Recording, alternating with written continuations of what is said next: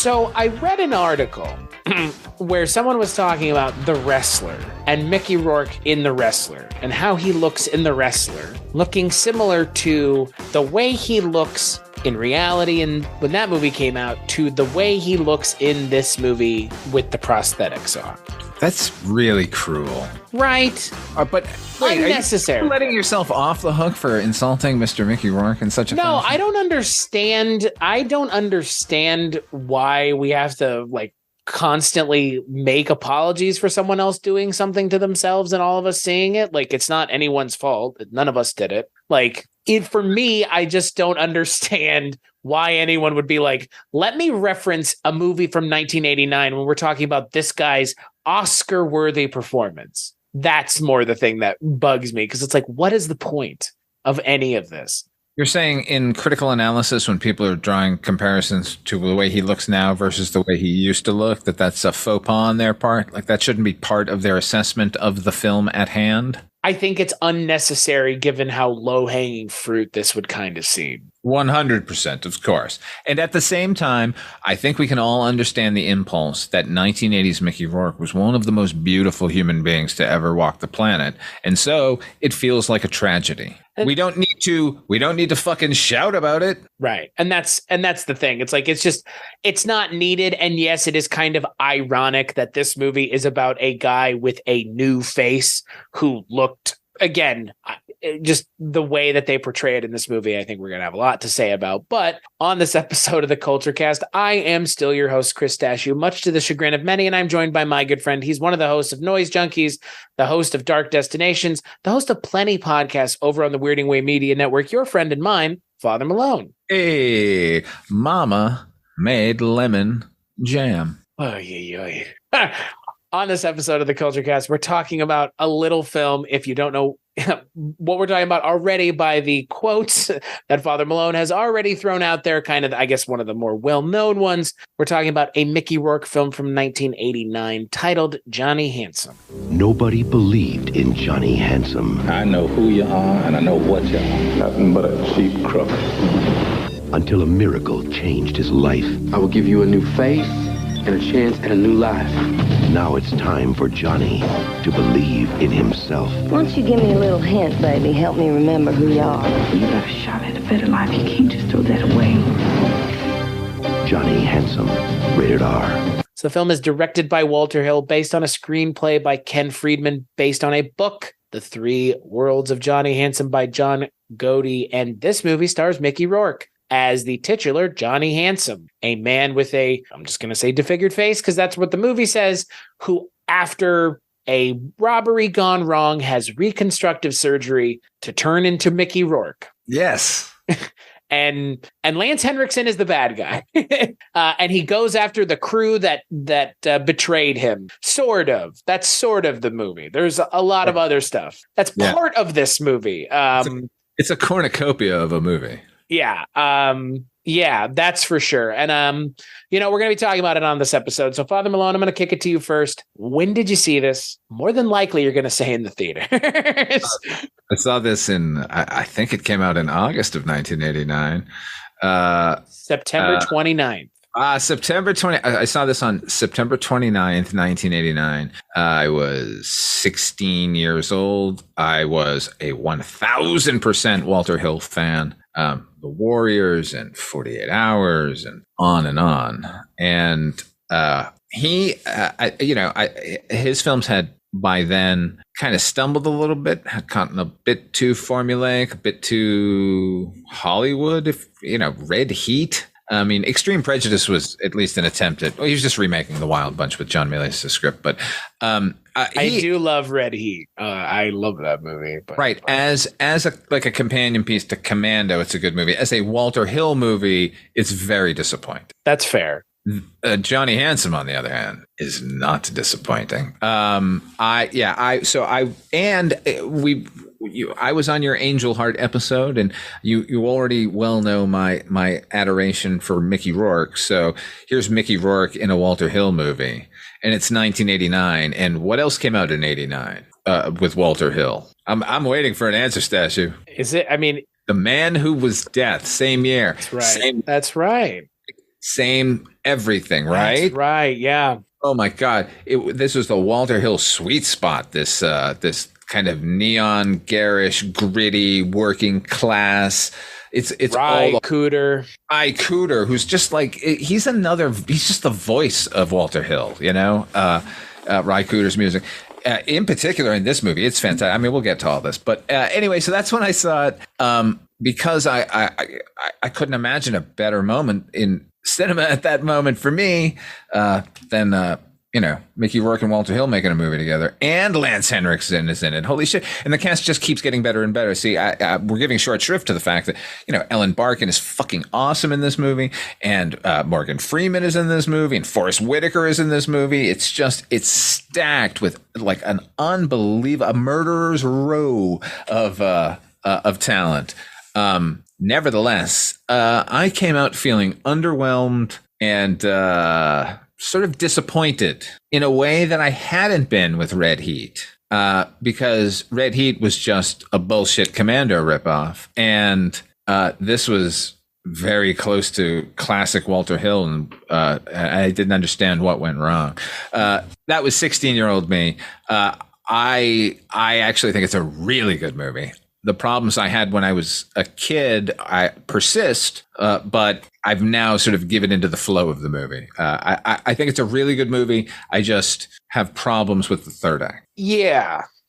So going back to the Angel Heart episode, I had seen very little Mickey Rourke movies, very little being essentially zero. And so this is on a very long list of movies to watch that have Mickey Rourke in them, that also have a bunch of other people like Lance Henriksen in it that I am a huge fan of, and Ellen Barkin, who's like not in enough things that I've seen. I don't know. She's in Buckaroo Banzai. She's like the manic pixie dream girl of your dreams in that movie. Here she's better suited for fucking Tales. This is like a Tales from the Crypt episode. It's like there's so much of this movie that is just like, it feels like the worst things from Tales from the Crypt that we always complained about, just like some of the most set bound ass things I've ever seen. No, I disagree. It's like I'm not saying all of it. There are some that really are, though. Like, Oh yeah. Look, yes. But it's but that's what reminds me of Tales from the Crypt. And like the story is also very Tales from the Crypt. Like, hello,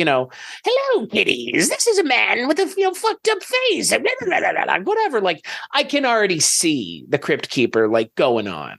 Chainsaws involved during this revenge scheme. Like, it would have 100% been a Tales from the Crypt.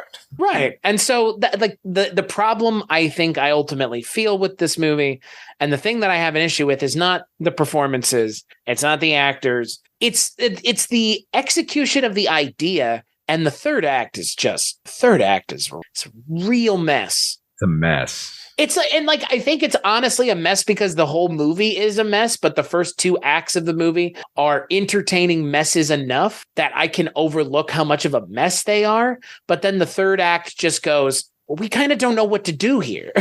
So, a gunfight in a cemetery, sort of. No, it's the worst. It's really bad. It's like James Bond Spectre level of just like, you have taken a great movie and fucked it in the third act so bad that it makes me question if this was a good movie to begin with.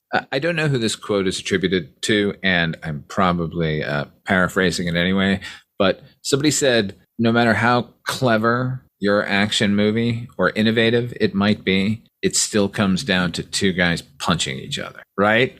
Right. That's the problem with most action movies.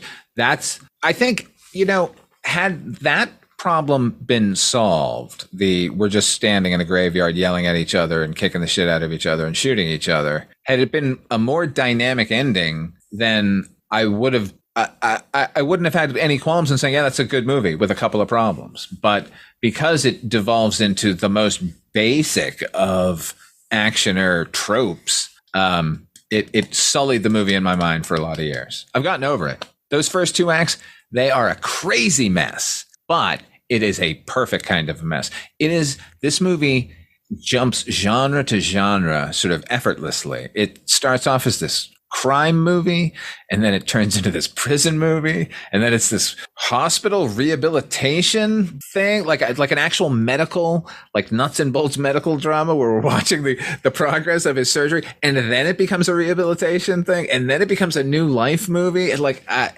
it becomes kind of a romance. Yeah, man, and I like this guy. Like, I like John Sedley, or John Mitchell, eventually. So, that's why the third act is so frustrating, because there's no problem skipping from mess to mess like they've been doing.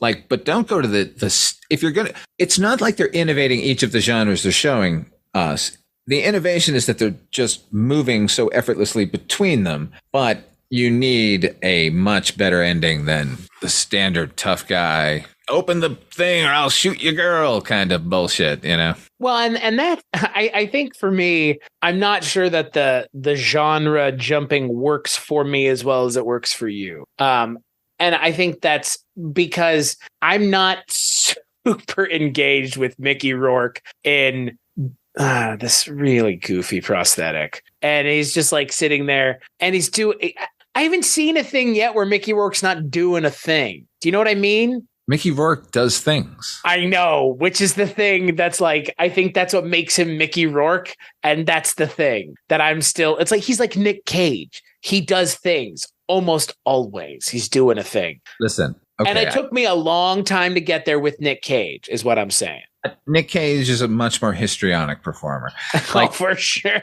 And I think Mickey Rourke is, I think all of his performances are equally soulful, and they might, veer into some sort of tics here and there, but oh yeah. It's interesting. It's always interesting. I look at I say this about everyone. Your mileage may vary, but for me, he's aces. I guess for me, it's always just hard for me to get on board immediately with someone who swings as hard as Mickey Rourke is being asked to swing in this movie. He's pretty subtle at the beginning, though. When he's doing John Handsome, when he's doing pre-reconstructive surgery freak. I think that's the best version of the character. Yeah, I agree. Because it's all soul. Yeah, and when he's just Mickey Rourke, I think honestly when he's just Mickey Rourke in this movie is when the movie just kind of starts to slowly fall apart. Through no fault of Mickey Rourke. No. I just think the movie doesn't know what to do with what it's doing. No, it doesn't. Have you read the book? No. See, John Gotti happened to write a novel that was adapted into one of my top 5 favorite films of all time, which is The Taking of Pelham 1, 2, 3. Right. So I had seen that, so I rushed out and got the book as soon as I had freaked out over the movie, and saw next to it The Three Worlds of Johnny Handsome, and I went, hey, that's that movie. So grabbed that as well. The book is it's broken into 3 acts like this, so you get the 3 different portions of Johnny's life. Right. But it starts with the 3rd act. So it starts with this handsome stranger inveigling his way into the lives of these criminals. Interesting. Got a score. And then the 2nd act, we get the story of Johnny Handsome, who was this deformed guy who goes to prison, and right. And then back and back to the end. But interestingly, Sonny's character is virtually nothing in the book. She's there, but she has virtually no role to play. Instead, the Rafe character is split into 2 other characters who I'm not sure. One, I believe, is named Tully, but I'll never forget the other one. It's Jappy. Oh, no. Yeah. So those 2 characters got combined into both Rafe and Sonny, honestly. So that was an interesting change. Oh my God, I'll tell you, man, the Sonny character, the Ellen Barkin character she's great in this, obviously. Yeah. It is a shame I haven't seen her in enough things because she has a really strange energy is all I can say. You know what I mean? Yeah, man. An incredibly strange energy, otherworldly, almost energy to her. Walter Hill apparently told her, because she wanted the part, and he said, your career's going pretty well. I don't think you want to be doing this movie? And she was like, fuck you, I'm doing the movie. So, clearly she was meant to play the part. So Lance Henriksen in this movie. Kind of wasted, don't you think?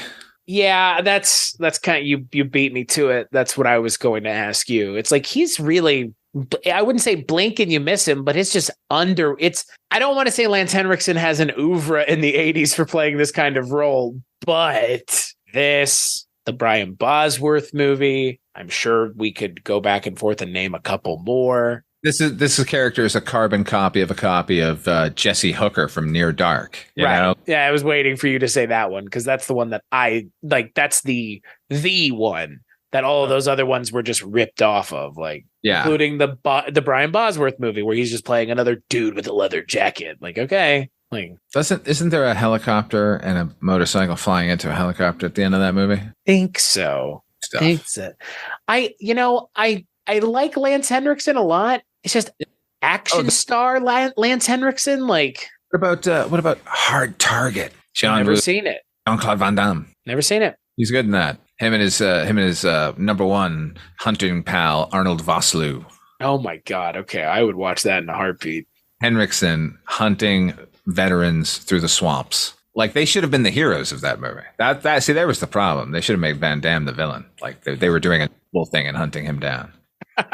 Is that the movie where he has like the ringlets? Yes, you'll understand when you see the movie. Oh my God. That's the other thing. Like, what I can't figure out is because this movie is so genre all over the place, I can't figure out what movie this genre is trying to be, or what genre this movie's trying to be, I guess is what I mean. This movie is a noir. Is it?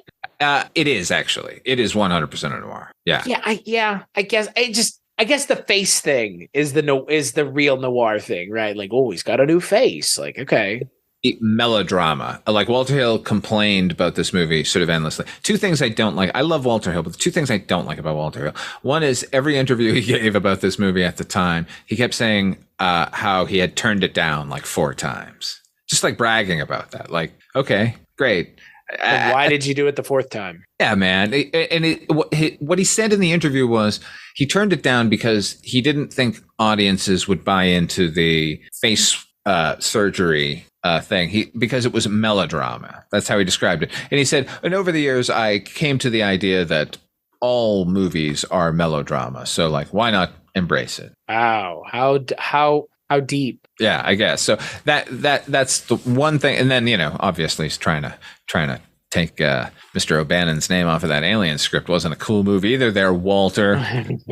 Well, that's the other thing that always like trips me up about Walter Hill. It's just, I always feel like the things that I've seen of his, it's like, oh, there's that other good thing that he did. And it's like, it was like, for me, it was like, I saw 48 Hours and The Warriors. But like all the other things that I've seen are just okay.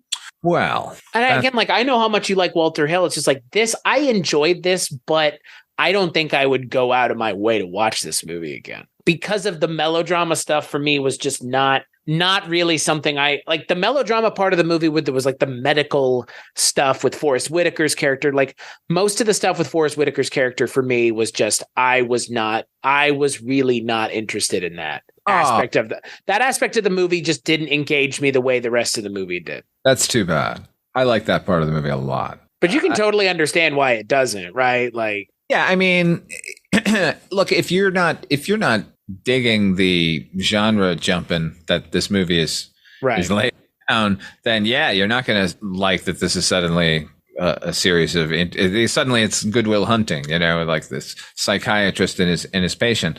Right. Got to admit that when he tells the story about how all the kids were laughing at him, that Johnny don't need no mask on Halloween, and he says, "So what did you do?" I beat the shit out of him. You can write that down. That's great. Right. No, and that's enjoyed that scene. Yeah, no, that I enjoyed that scene. No. But again, like, I just think for me, the issue with the movie is they went too hard. Like, this movie's an hour and a half. They went a little too much with the stuff in the hospital, and I felt like it kind of slowed the movie down for me, almost to a crawl. And like, I get that it's supposed to be this big character building moment with Mickey Rourke's character, but just again, like, I felt like I just wasn't I don't know, maybe I just wasn't as engaged in that moment as I should have been, but it just felt like the movie just, it kind of failed in the part of the story where it's supposed to humanize him. It's like, I don't think I necessarily needed to feel him be humanized. Like, I think the movie had already done a good enough job that it didn't have to keep doing it. I was more interested in the things he was going to get himself into when he was with the new Mickey Rourke face. Does that make sense? Yeah, it does. Gathering my thoughts. I think that what you're describing as it's slowing the movie down, just like I feel like the major problems in the movie would have been resolved had the last scene been good. I think in your case, had they had a top to tail good third act, it would have made those sequences not feel so slow. It would have felt more earned, because to me, the ultimate problem with this movie is Walter Hill's take on that novel is a tiger can't change his stripes. Right. You are who you are. You aren't made. You are who you are. You are defined by your actions, not by your past. Walter Hill, that's kind of an across the board machismo, sort of lean in Walter Hill kind of an attitude. And there's only one outcome here for your story. Like, right. And because he sort of approaches it with that level of fatalism, you can't ever really engage with Johnny because the choices are no longer his. The problem for me with the movie is that there is not a moment where Johnny agonizes over one life versus another. Right. That's what I mean. Like, they humanize him, but then they don't. Like, they do enough early on for me to be like, I can understand the journey he's going to go on. And then they humanize him in this hospital scene, but it ultimately doesn't pay off because we don't get to learn who he ends up being as this new person, because they've sacrificed so much time to front load it. But those things end up not mattering in the second part, because the second part is just, it's such a different, like the second half of the second act and all the third act feel like a completely different idea altogether. Yeah, it feels like a self-fulfilling prophecy in a way, in that Walter Hill didn't trust that middle portion of the movie. And so he wanted to keep it running quickly, and he wanted it actiony, and he wanted it, thrilling. And so it ends up kind of delivering that. It makes that middle portion seem less important than it actually is. It's the heart of the movie. But it doesn't deliver the payoff for that storyline. This group of people who are all behind him and trying to give him this new life. Like, he engages with them almost till the end, but not really. We don't feel their impact on him when he finally makes the decision. I don't care about this life. I just want these people dead. Right. And that to me is a missed opportunity, because what the fuck? Like, I don't know. Like, there's that weird Walter Hill machismo shit. Just, it gets in the way here. It gets in the way of telling a compelling full story for him. It does. It's weird because, I mean, look, this is ultimately just a Walter, not just a Walter. This is ultimately a Walter Hill film. So, and what makes a lot of this movie great is Walter Hill. Right. The stuff that I think works in the screenplay, he's got his hand on it, even though Ken Friedman wrote the script, but it's still based on the Gotti novel. By the way, a Gotti novel set in New Jersey. I like Mickey Rourke in New Orleans. Too. See, that's what I'm saying. Like, that works because Walter Hill said, I'll do it, but I'll do it in New Orleans, because that's what a noir would look like nowadays. Right. Is New Orleans. And Mickey Rourke works in New Orleans for whatever reason. 100%. You know what? A thing I really liked in the movie is some characters have the accent, some do not. Yeah. And that feels real and lived in. Elizabeth McGovern's doing an awesome New Orleans accent, and Mickey Rourke has a touch of it, but a touch of it behind all of the impediments that he's working against. Right. How did you feel? Because you haven't said to me how you feel about the prosthetics. I think they're pretty good. They should have been better. I think they're filmed in full lighting a lot for how okay they are. And that is, geez, who do we blame there? Matthew Leonetti? I can't really blame him. He's a fucking awesome director of photography. I'm going to blame Michael Westmore, the makeup designer, because I know Rob would have been in Matthew Leonetti's ear and saying, you can't, the light is too, it's going to look fake if you're shooting it that bright. Michael Westmore. Yes, the forehead ridges own Michael Westmore. Face Off's own Michael Westmore. Right. Yeah. Yeah, I have not seen Mask. but this is one of those kinds of makeups. Yeah, exactly. And in that one, that character's walking around in full sunlight, and it's fine. Yeah. That was years before this movie. This is 1989. Yeah, Walter Hill is working simultaneously on a television show that is producing excellent prosthetics. Yeah, isn't that fun? Yeah, I'm not beating up on this makeup job. I think it's, but it's not. But I don't think it's good. Could be better. But ultimately, I'm looking at the guy underneath that. I'm looking, Well, the thing is, Mickey Rourke is so good in this movie. Acts through that makeup and overcomes that makeup's limitations, not specifically physically, although he's doing that, but just the lackluster portion of that makeup. Yeah, no, you're totally right. He makes the makeup work. I mean, more than it ever should have worked, especially in like broad daylight in the hospital scenes. Like he's full on just sitting there with a cigarette dragging out of his mouth under fluorescent light. Like they're not trying to hide anything. Yeah. So again, not spectacular, but not a tragedy. No. I mean, you can't get Eric Stoltz level, but yeah, I mean, again, it's not the worst that I've seen. I will say, speaking of things that are kind of unfortunate shortcomings of the movie, Morgan Freeman kind of wasted. Yeah. I feel like Forrest Whitaker kind of wasted too. Like Lance Henriksen kind of wasted. Like, yeah, but look, okay, Lance Henriksen, yes, unquestionably, yeah, but he's great. Like, if you're going to have a nothing role, you might as well fill it with Lance Henriksen, who's just going to bring Lance Henriksen to the party. Yeah, but it's Lance Henriksen. I know, so you feel bad, but I don't feel bad because I just like seeing him as like another paint on this particular painting, like, another hue on the canvas. Like looking very lanky too in this movie, like very long and limber. Yeah, sinewy, right? Yeah, oh yeah. He looks like he should be wielding a broad axe. Yeah, he definitely doesn't look like the version of him that we're going to see in like 2 or 3 years in Tales from the Crypt. No. Yeah, exactly. When he's cutting cards. He's looking pretty skeletal in that episode. Yeah. Huh. Yeah. No, I agree with you. I think Morgan Freeman is a bit wasted, but just, like I said about the other, like Morgan Freeman's like great. I believe that guy, like, and I believe his obsession, and like, I hate that goddamn character. He's like Javert and Les Miserables, it's just, you're going to fuck up. I'm here to tell you, you're going to fuck up. Right. And then he comes back. Like, I loved when Forrest Whitaker confronts him, like, would you fucking lay off of him? Like, give him a chance, you prick.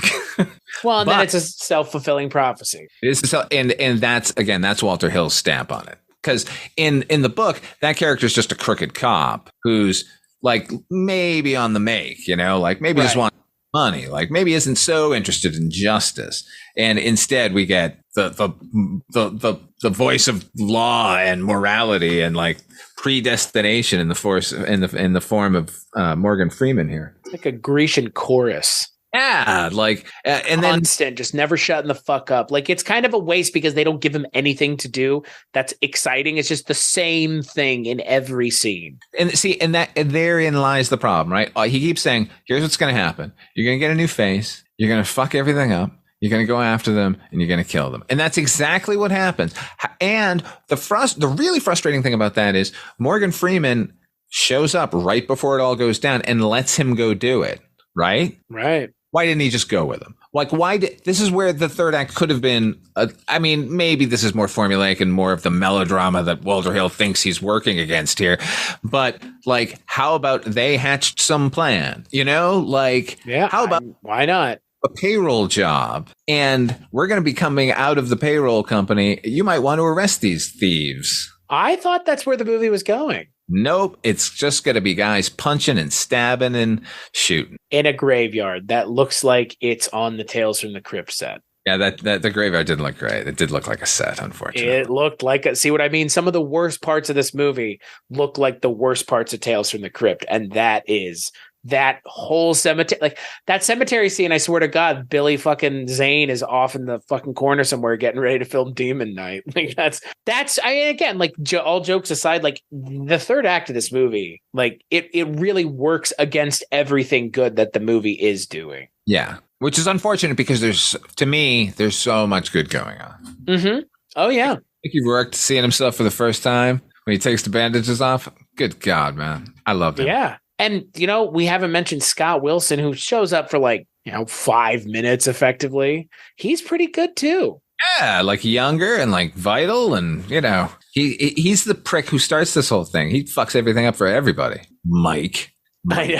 And I like the choice of doing the opening in black and white as well. Yeah, again, sort of a tip of the hat to the noir thing, like we saw in Angel Heart. That basically begins in black and white. It's shot at night and it's all cold colors. Same thing. And I do really like the way Mickey Rourke looks in the opening, and I feel like that's the thing. The makeup looks really good when it's just done black and white. It looks so good because you can't tell the seams or anything. Maybe we should rewatch the movie with the color desaturated. I wonder what it would look like in those scenes. If it would look better. Now, very curious. Because it does really look good in those opening scenes. It was really convincing. It's meant to be kind of hard to look at, intentionally. And in those opening scenes, it does that. The rest of the movie is just kind of I'm staring at a guy in a mask. Well, not the rest of the movie, only half. Right, whatever. The next, whenever it's outside of that and it's just him in broad daylight, it's just whoa. I don't know. If you have to have a really solid appliance if you're going to do broad daylight filming. Otherwise, you look like Jeff Goldblum in The Fly when he starts falling apart. That's what he reminded me of in those daylight shots. It's just it doesn't look pleasant. And I know that it's not meant to be pleasant, but it doesn't look real. It just looks like a guy in makeup.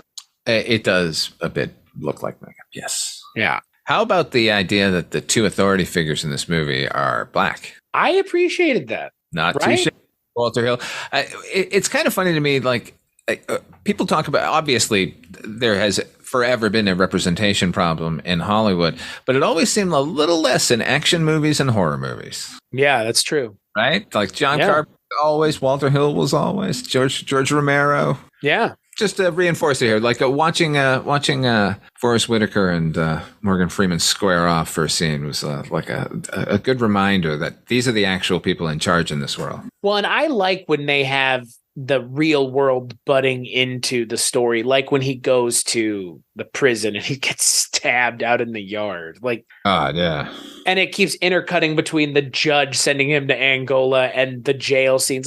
Walter Hill, obviously he brings a lot to this movie in terms of shaping the narrative, but he also brings a lot to this movie in terms of just his style. Oh yeah, their whole sequences, set to Ry Cooder's music, which is pretty great in this movie. And just montages of men doing manly things, I'm grinding this girder, whatever, they're in the shipyards and there's sparks flying everywhere. He makes all that stuff look great. It looks grimy and gritty and awful and yet beautiful. Or the first person shot of walking down the jail cells and seeing kind of the close-ups of people's faces. He does it. Walter Hill gets a lot of mileage out of the things that he brings to the film just as the director that he is. The opening robbery sequence is masterfully done, man. And switching up these styles, he keeps going to these weird fisheye lenses and extreme close-ups of faces and stuff. It's all very disorienting. Meanwhile, all the editing in that scene is fantastic. Freeman Davies has always been, I know there are a couple of collaborators on this one, but Freeman Davies has always been Walter Hill's editor, and he's never better than he is here, man. The shot to shot, it's a great sequence, and features oh my God, I don't know his name, but the third member of the gang. There's Sonny and Rafe, and then there's the actual good guys, which is Mikey and Johnny and the driver. Oh, the Bob Ross looking guy. Yeah, they're what happened to Johnny? That guy.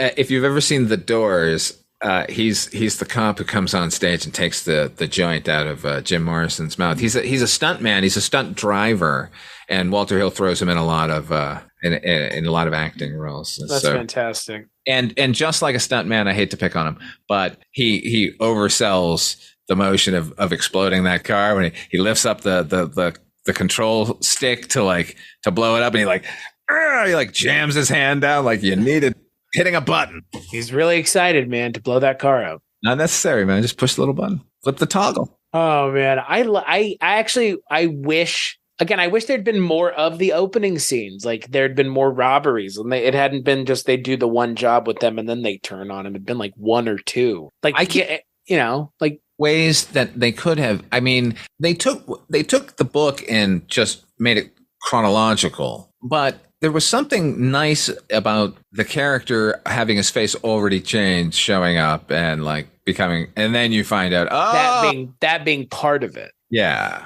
And then the medical thing begins, and it's like, whoa, okay, that to me almost makes more sense. Might have helped some of this film's problem. Just more of like a mystery thriller kind of a thing at the beginning. Yeah, because there's not a whole lot of mystery as to who he is. Not for us. No, he's the guy that we've seen from the start of the movie. Okay, I love this movie. I will watch it again. I enjoy it. But in the third act it really is just a shambles because Johnny finally makes the decision. Okay, I'm going to go through with the plan. I'm going to get revenge for Mikey. Right? He decides to not love Elizabeth McGovern, who's not great in this movie. She's She's not given anything to do, but that's why she's not great. No. It's not her fault. I'm not blaming Elizabeth McGovern. She's not great in this movie, sir. Yeah, she is not great because they didn't give her anything good to do. Hey, her character is not good, but Elizabeth McGovern is really good in this movie. Really? I'll fight you. Wow, okay. I will fight you on that. She's great, man. I agree with you that her character is a bit of a nothing character. She's just there to give the character a complication before he barrels toward the predestined fate of being in cemetery. But his plan for getting in with these people is to just sort of show up at the bar and go, hey, Sonny, I know you. You know me. I got a job. Let's go do it. And then they're like, I don't know who this guy is. And then he lays the plan out and they're like, okay, yeah, sure. Let's do it. And he tells them, I know them. I know you because I was a jail cellmate with Johnny Handsome. And then Sonny asks the question we're all thinking, well, why would you want to trust us then? And he has no answer for that. Oh, I just don't know anybody else in town. First of all, giant town of New Orleans. First of all, sir, you have a New Orleans accent. Second of all, that means you know somebody.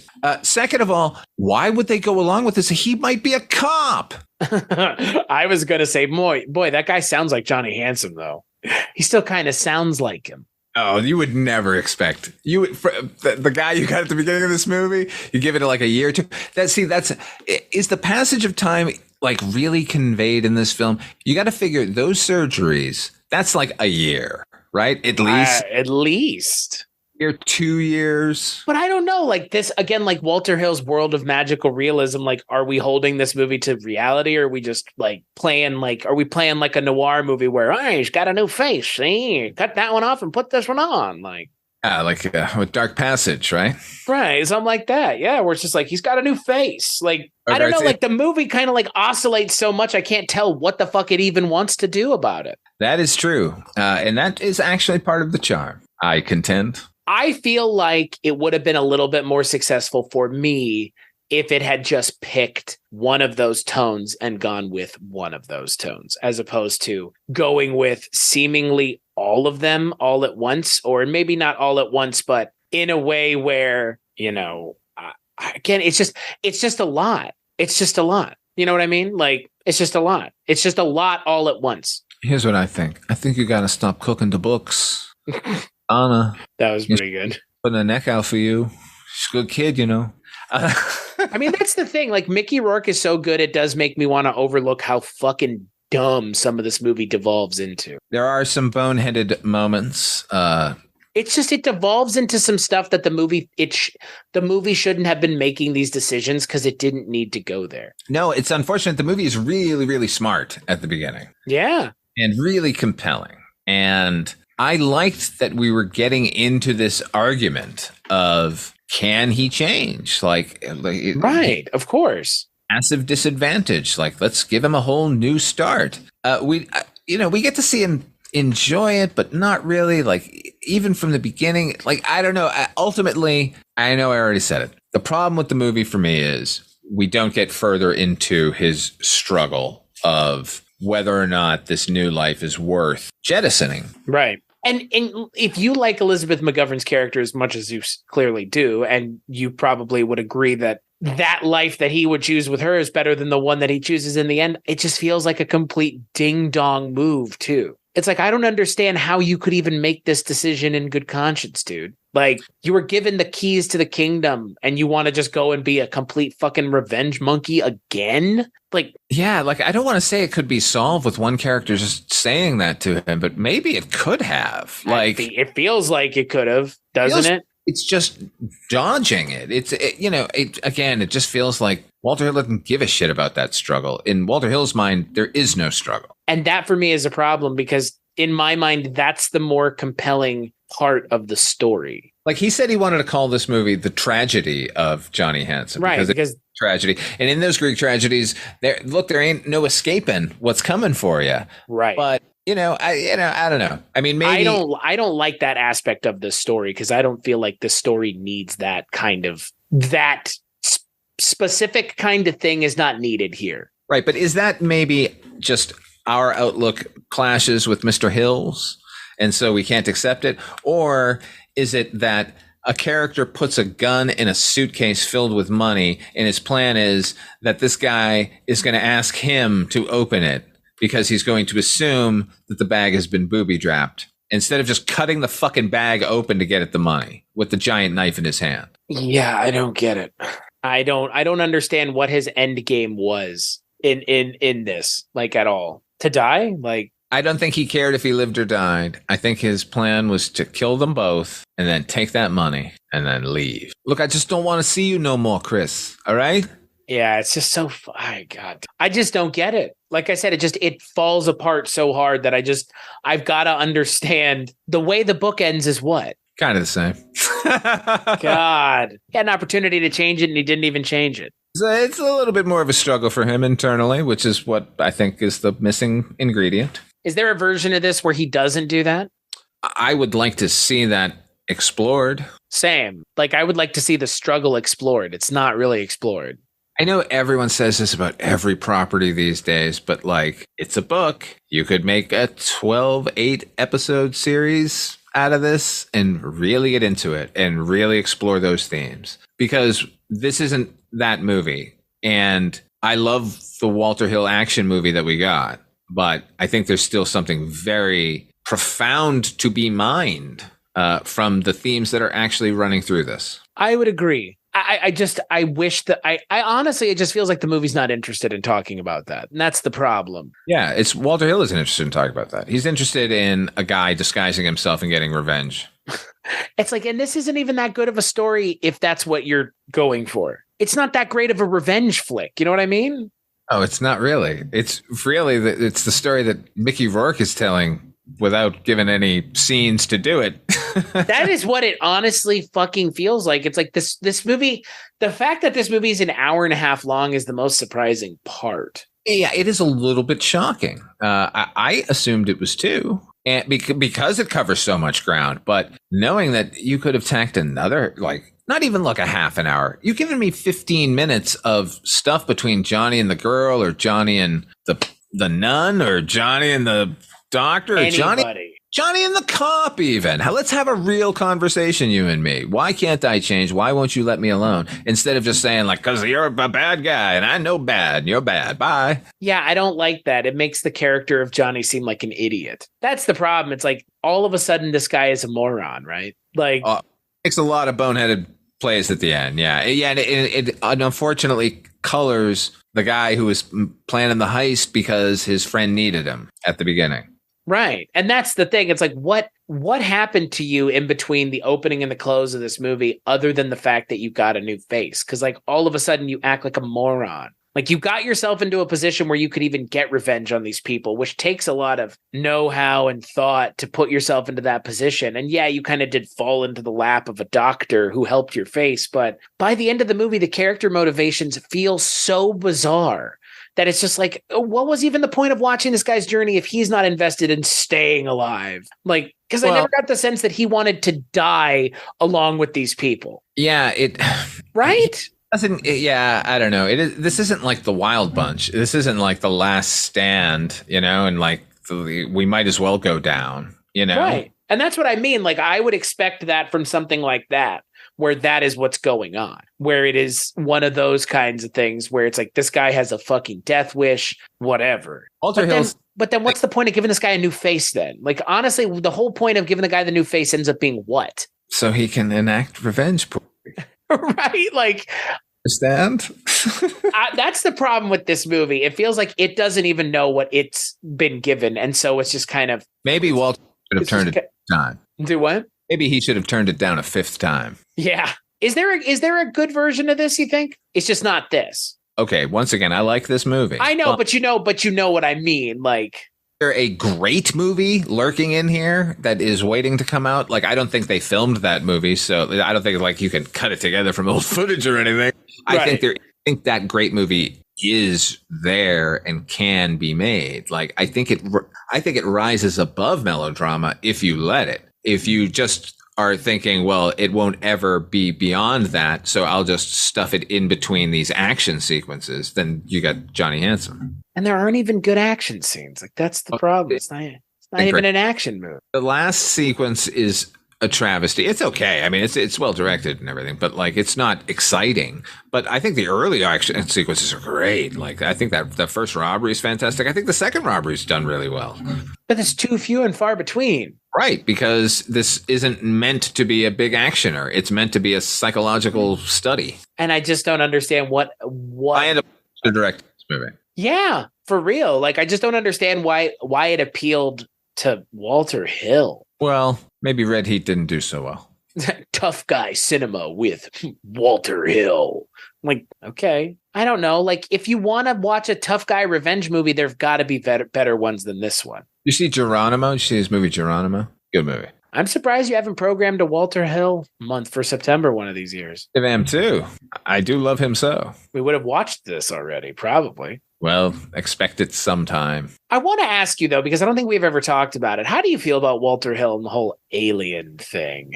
Well, I mentioned it earlier. It's the second thing I don't like about him. But it's like a hard thing to overlook, right? It's a really hard thing to overlook because I think he made actual really good contributions to that screenplay.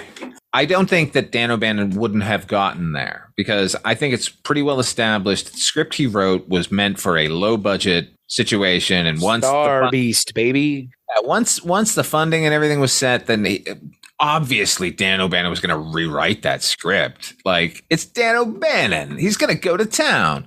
But maybe he wouldn't have gotten to Space Truckers. And I think Walter Hill did bring Space Truckers to the table. So his contribution can't be overestimated. But trying to fucking hand a script off with your name on it and the original author's gone is a fucking bullshit move. I don't care who you are. Well, and I'll tell you what, in those alien documentaries, Walter Hill isn't on them, but David Giler is. And Giler always strikes me as the real slippery turd of the bunch. So on Hill, am I painting them both with the same brush? But you know what? They deserve it if they they're a team. Those two, at least for those alien movies, they were. Right. Yeah, them and Gordon Carroll. So fuck them all for that particular experience. Yeah. Well, and especially, I mean, again, like, it happens all the time, but obviously with Alien. Yeah. And I don't think there was any world in where he was going to not put Dan O'Bannon's name on the fucking movie, but still bullshit. Yeah. Yeah. And that's the thing about Walter Hill that is kind of hard to not stomach, but look at him and then look at the things that he's done. It's like, man, that really is like, that sucks. Like, yeah, the Warriors. It's true. Warriors is a classic. Yes. And he did Streets of Fire. Yeah, man, I love Streets of Fire. And he did Red Heat, which I am not as opposed to. Extreme Prejudice. Seen that one? No, I have not. That's all right. Nick Nolte, neo-Western movie, eh? Yeah, it's basically the Wild Bunch rewritten by modernized by John Milius. Like, I think he wrote it in 1975 or something like that. And it was just sitting around. Oh, weird. Did you see Trespass? Walter Hill's movie Trespass? Is that the Bill Sadler movie? No. You should watch that movie. We should watch that movie. Yeah, we're gonna have to do a Walter Hill month because that's written by Zemeckis and Gale. It's got Bill Paxton too, right? Paxton, Bill Sadler, Ice Cube, Ice-T. It's the Bills versus the Ices. That's bizarre. Is it good? You know what? I like it. I think it's cuckoo, and I don't know. I think it's fun. It's the same level of fatalism of this movie, but appropriate because everyone there is a fucking scumbag and deserves to go down. That's fair. I guess that's the question about Johnny Handsome. Does Johnny Handsome ultimately get what he deserves? If that's the path to get it, then yeah. If there was nothing more important than making sure that Rafe and Sonny had a bullet in them, then yeah, bravo. It does seem to me like he could have done that shit at any time. Yeah. I mean, they were in the car at one point, like pretty unassuming. He could have just bam, shot Absolutely. him. How about in the fucking garage when they were rendezvousing and he thought Sonny was part of his plan? By the way, that scene, he and Sonny, there's a switcheroo where they convince Rafe that they've put the suitcase into his car, but they've kept the suitcase. And then they get into a car and drive away. And then the next thing we see is Sonny arriving in a cab. What happened there? Yeah. I was like, what? Yeah. I have no fucking clue, man. Like I said, this movie just all of a sudden in the third act is just like, we're going to complicate things, but we're not actually going to like attempt to give a shit about doing it. Yeah. Yeah. I mean, look, ultimately the character putting a gun on top of the money and going, this will be fine is just, like he knew he was going to get to a point where he was going to have to do that. He was going to get the shit kicked. Like what? There's no nobility to it. No, it's just him acting like a ding dong. Right. Like, and they try and stack the deck a little there because they have the girl. So he's got to like do it to save the girl. Right. But no, he already made the decision. He already told her to fuck off. Like she's just a complication now. There's no nobility in anything he does here. He's just a kill crazy madman. Well, and the sad thing is that's not the character Mickey Rourke is portraying at all. No, there's a soul in there that we didn't get to see wither away. We just got to see a guy just do exactly what the fucking naysaying doomsayer of the movie, Morgan Freeman, has been crowing about the whole movie. It's and like that's the thing ultimately about this movie. It's like the things and the places that the movie goes could have been interesting, should have been interesting, and it honestly feels like the movie forgot to make them interesting. It certainly didn't care at the end. It was like, we're gonna do what we're doing, and then here we go. Yeah. Bang. And Lance Henriksen, it just, yikes. Yeah, man, a copy of a copy of a copy is probably a nice way of putting it. Yeah, and the really sad thing is like they instead of just sidelining him as the sidekick to Sonny, which he clearly is in the movie. I mean, right. Just make Ellen Barkin the fucking lead character there and Rafe be her sidekick. And that could have been really interesting. Like, give us a little bit of that, like a strong female villain in the late 80s, early 90s in a movie with this cast. Like, come on. Why not? It is what they gave us. It's just that clearly wasn't their intention. It's just that Ellen Barkin overwhelmed everything. Right. It's not like Sigourney Weaver in Alien where it's like, that was the intention, guys. Yeah, exactly. This is just what happened because you have Ellen Barkin in your movie. Yeah. Yeah. Yeah, no. Yeah, it's, man. Yeah, just, I honestly, I'm always bummed out by movies that are missed opportunities more than anything else. Like, they always bum me out so much more than just a bad movie. Oh, I hear you. But I still recommend this movie. I get it. I mean, look, it's an hour and a half, so at least there's that. I mean, it is an hour and a half, so it is, you can watch it and be done, and it's not a 3-hour slog. No, this movie isn't a waste of time. This movie is a good movie with missed opportunities to become a great movie. Yeah. Yeah. If anything, it's just wasting the time of the actors because they could have been given something more interesting to do. Correct. Nevertheless, all good to watch. It's all the performances here are fucking startlingly good as far as I'm concerned. Yeah. And setting it in New Orleans, I think is smart. They get a lot of mileage out of the city being, I don't know. I mean, you just have New Orleans. There's just something about New Orleans that you just don't have to pay for. You just get it for free by being there. Yeah. And evidently, so that bar, it was a set, right? So they purchased this corner building and turned it into a bar, right?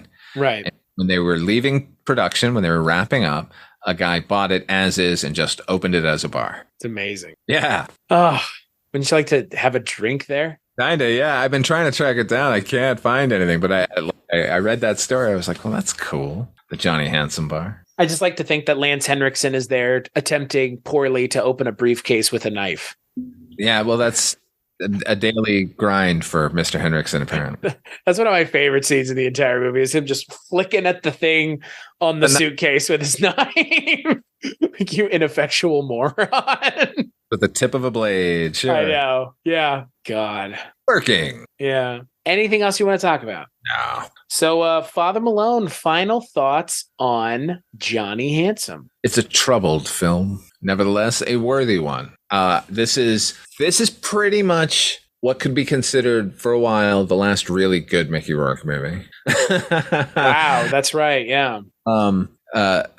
As I said, I think it's a good movie. I like the source material a tremendous amount. I love all the performances in here.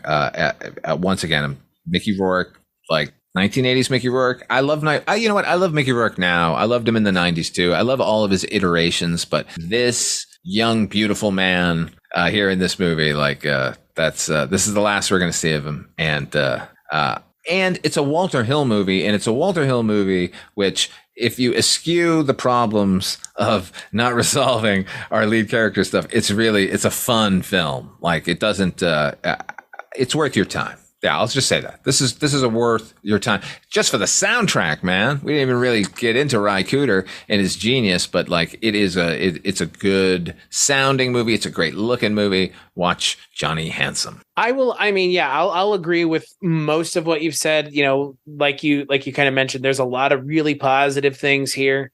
Mickey Rourke, again, just showing why anytime he gets brought up, people go, he's kind of like Brando. It's like, yeah, I mean, I get it. Like, he has this weird gravitas and energy that most actors don't have anymore. And he tried to beat it out of himself, and it's still there. It's still there. I mean, it's just, you're not getting the roles to him anymore that they could be benefiting his abilities. He's just not getting those roles anymore because of any number of things, including but not limited to the things that he did, the movies that he made, and also, again, how fickle the fucking industry is with people. You know, there's no saying that 5 years from now there won't be some Mickey Rourke renaissance, because holy shit, I would have told you 5 years ago Brendan Fraser has an Oscar. I would have told you you're fucking nuts. So, not because Brendan Fraser's not a good actor, but because the industry doesn't reward the people that deserve it. It often rewards the people that feel privileged enough to say that they deserve it. So Mickey Rourke is almost got an Academy Award from the same director.